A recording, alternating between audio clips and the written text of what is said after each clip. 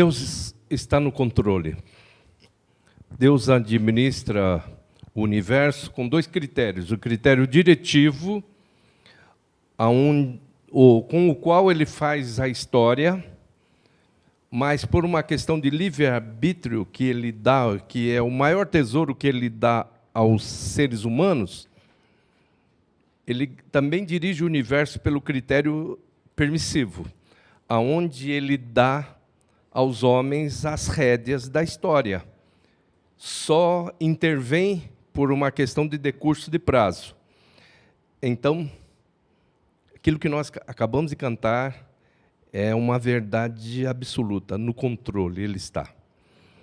Então, não se desespere, porque Deus não perdeu o controle da sua vida. Nós lemos, queridos e queridas, algo assim extremamente importante nesse momento no qual nós estamos passando. Eu aprendi a conhecer só uma raça no mundo, a raça humana. Em termos de seres humanos, só uma raça. Depois, quando eu fui estudar, eu entendi que, à medida que aconteceu a chamada Síndrome de Babel, os filhos de Sem foram para um lado, os filhos de Cã foram para o outro, e os filhos de Jafé foram para o outro. Então, cada um, de acordo com as condições climáticas e geológicas, geográficas, essas pessoas, esses seres humanos, descendentes desses 3 filhos de Noé, eles pegaram traços, né? Então, nós temos, com raras exceções, né, os filhos de Sem são os asiáticos, os filhos de Cã, os africanos, e os filhos de Jafé, os europeus. Mas eu só conheci sempre, eu aprendi que existe raça humana e não raças. É difícil entender a questão, para mim, o meu modelo mental admitir que existem raças, que existe racismo. Eu convivi, eu tenho uma tia, irmã do meu pai, de pele que era preta com olhos azuis. O primeiro presidente da mesa administrativa da igreja, meu tio, irmão da minha sogra,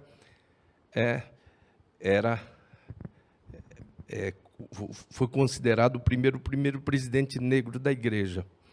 Então, para mim, isso é muito difícil. O que está acontecendo no mundo, é difícil eu entender tudo o que está acontecendo. Para mim, não existe justificativa para tanta movimentação. Eu sei que existe até atenuantes, mas justificativas não. E esse texto que nós trazemos aqui é uma demonstração muito forte do quanto Deus valoriza um ser humano. Felipe, ele vai para Samaria. Por quê? O Senhor Jesus tinha dito que os seus seguidores não deveriam ficar só em Jerusalém. Ser-me-eis mártires, tanto em Jerusalém como em toda a Judéia e Samaria e até os confins da terra.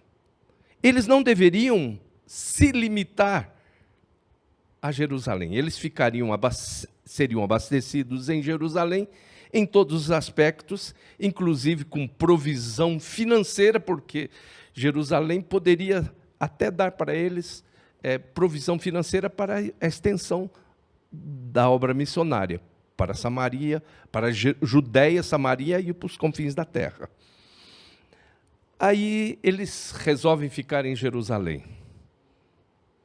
E Deus, na pessoa de Cristo, que havia dito em Atos 1:8, que eles seriam testemunhas tanto em Jerusalém como em toda a Judéia, Samaria e até os confins da terra, ele, na inversão dos números, capítulo 8, verso 1, Deus permite uma grande perseguição, todos foram dispersos, só ficaram em Jerusalém os apóstolos originais. E nessa saída, eles foram para a Judéia, foram para Samaria. E Filipe, em Samaria, fez um trabalho magnífico. Foi usado por Deus. Multidões vinham e eram curadas, libertas, aceitavam Jesus, eram batizadas. E, certamente, um ser humano que não passa pelo novo nascimento, diria, com o seu ego inchado, é tudo quanto o homem quer. Ele trabalha para multidões. Mas o Espírito Santo diz para Filipe, olha, deixa as multidões, eu vou agora te usar para a salvação de um só homem. Mas, Senhor, é uma questão até de economia de escala. Aqui eu alcanço muita gente, por que o Senhor... Não, Filipe não fez esse tipo de argumentação, não. Ele não falou isso, não. Falou, mas aqui eu gosto, eu estou nadando de braçada aqui, pregando para multidões, curas. Tem até um Simão mágico que ficou querendo do meu dom, quis comprar o dom. Não, Filipe não hesitou. E ele vai para hoje a chamada faixa de Gaza, na parte sul de Jerusalém, do lado sul de Jerusalém, e ele vai para lá e ele começa a notar, se aproximar de um carro de um etíope, que era o ministro da Fazenda da Etiópia, era o alto oficial, superintendente de todo o tesouro da rainha Candace, que era a rainha dos etíopes.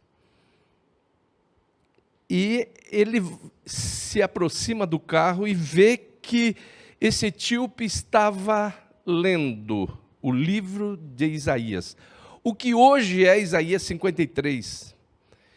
E ele estava lendo, verdadeiramente ele levou sobre si, ele foi levado como ovelha para o matadouro, como um cordeiro, mudo perante o seu tosqueador, ele não abriu a boca, na sua indignação lhe negaram justiça, quem poderá descrever a sua geração, porque da terra a sua vida é tirada, e também, verdadeiramente, ele levou sobre si todas as nossas dores, o castigo que nos traz a paz estava sobre ele, e pelas suas pisaduras nós fomos sarados. E aí, ele vê que ele está lendo tudo isso, Filipe vê e pergunta para o etíope, você está entendendo o que está lendo? Fala, como é que eu posso entender se não existe quem me explique? Tem pessoas que têm dificuldade, tem pessoas que precisam passar até por um processo de libertação para entender a profundidade da palavra de Deus. E ele tinha adorado em Jerusalém, ficou dias em Jerusalém adorando, mas não entendia aquela questão da substituição. E essa parte, pelas suas pisaduras nós somos sarados. Verdadeiramente ele levou sobre si todas as nossas dores. Ele pergunta, de quem o escritor está falando? Desse mesmo ou de outro? E aí, Filipe começa a explicar que Jesus Cristo nos substituiu na cruz do Calvário. Ele nos substituiu. A cruz foi vicária, a cruz foi uma substituição, nela se processou uma substituição. Mais ou menos assim, ele está dizendo para etíope: olha, você foi substituído lá na cruz. Eu fui substituído lá na cruz. É isso que o que hoje é Isaías 53 diz, revela. Nós fomos substituídos por ele. E algo acontece na mente daquele eunuco etíope, o ministro da fazenda da rainha Candace, e ele olha aí e falou: mas isso muda tudo na minha mente, isso muda tudo na minha vida, isso faz a diferença. E ele olha e vê água, ele falou: eis aqui água, que me impede de ser batizado? Aí Filipe diz: não há nenhum impedimento.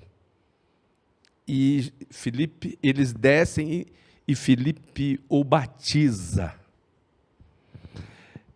Que coisa linda está nisso daqui.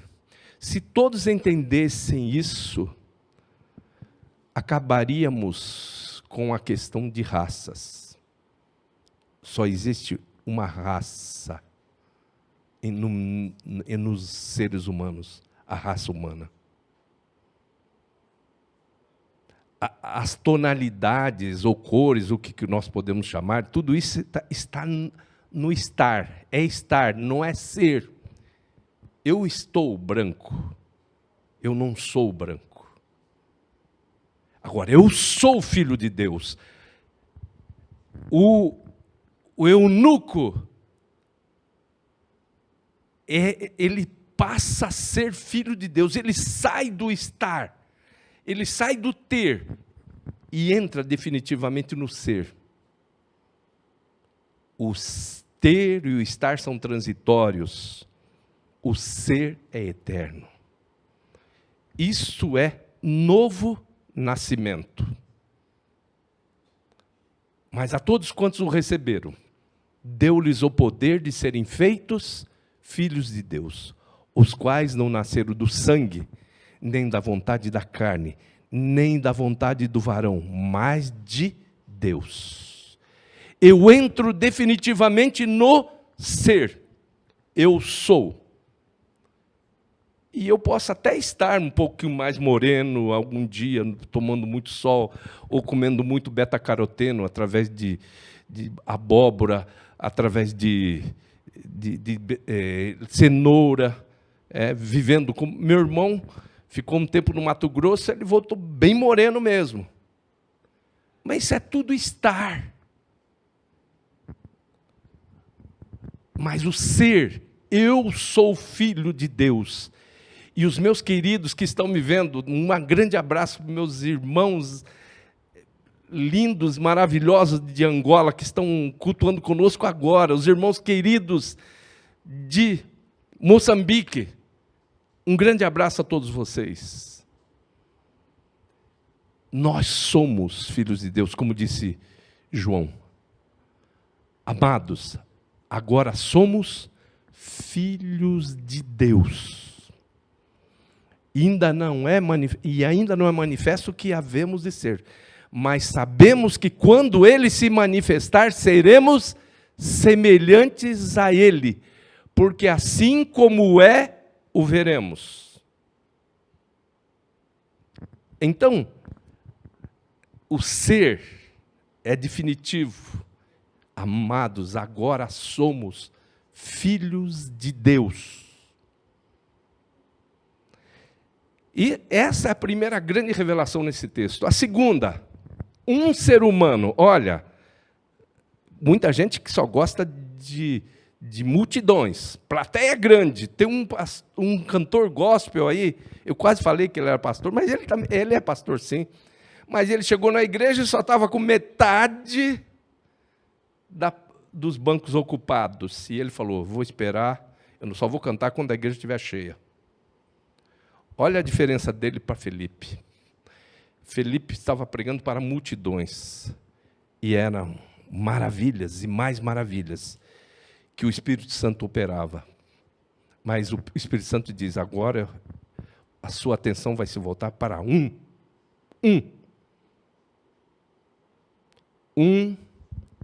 que casualmente está com a sua pele um pouco diferente da sua. Um que adorou em Jerusalém todos esses dias, mas não entendeu o que pronunciou no momento da adoração.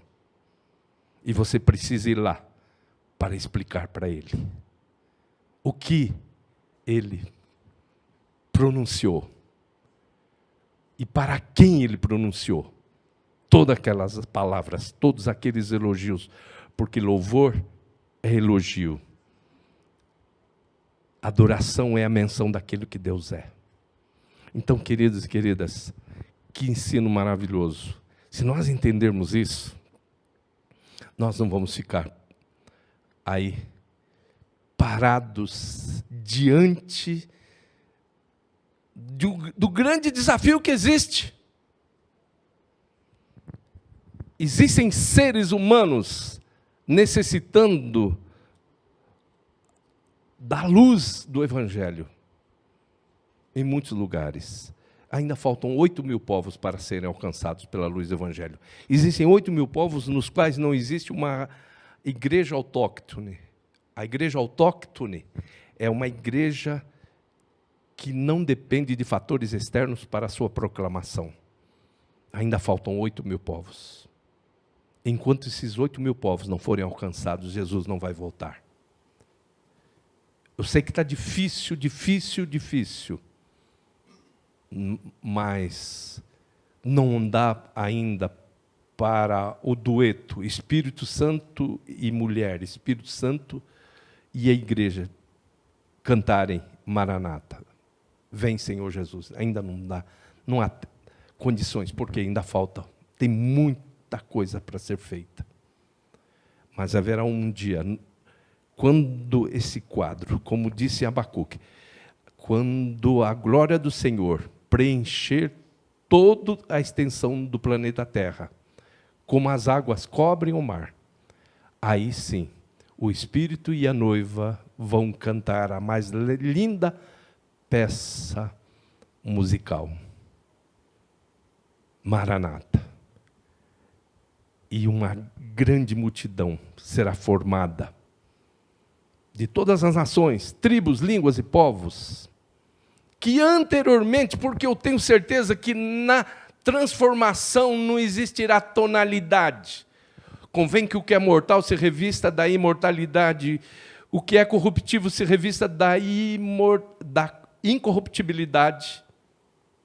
Mortal se convertendo em imortalidade, corruptível se convertendo em incorruptibilidade. Então se dirá, tragada foi a morte na vitória. E aí você vai ver todas essas pessoas lindas, maravilhosas, de todas as nações, tribos, línguas e povos, diante do Cordeiro, com palmas nas mãos, adorando. Você quer estar lá? Eu quero. Você quer, mas eu quero, eu não posso estar lá sozinho, eu preciso colocar gente lá dentro daquela multidão. Eu preciso pregar. Eu preciso fazer alguma coisa. Tenho que fazer algo. Você é convidado, a partir desse texto, que foi base na nossa reflexão, para sair da zona de conforto e pregar o Evangelho de Cristo, indo, orando, contribuindo. Amém?